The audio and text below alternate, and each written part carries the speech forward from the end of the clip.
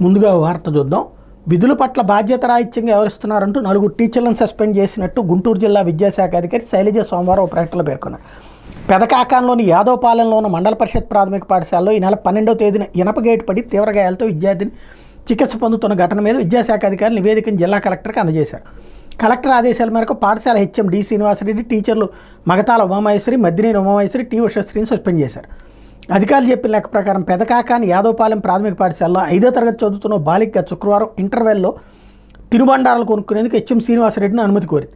ఆయన అనుమతించకపోవడంతో ఆ బాలిక మరొక బాలిక షేక్ మౌషీనాతో కలిసి గోడ దూకి తినుబండారాలు కొనుక్కునేందుకు వెళ్లారు. ఆ టైంలో మౌషీనా గోడ కానించి ఉన్న ఇనప గేటును పట్టుకోవడంతో ఆ గేటు మౌషీనాపై పడి తలకు గాలికి గాయమైంది.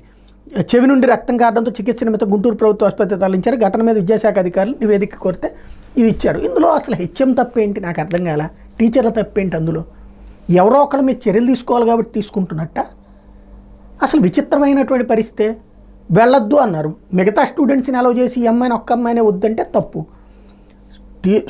టీచర్లకి బంక్ కొట్టి గోడ దూకి తనిళ్ళి ఆ టైంలో వేసుకున్నప్పుడు ఆ పిల్ల తప్పు అవుతుంది, లేదా ఆ పిల్లని అట్లాగా సరిగ్గా పెంచకపోవడం తల్లిదండ్రులు తప్పు అవుతుంది. కానీ అందులో మధ్యలో మాస్టర్ల తప్పు ఏమవుతుంది?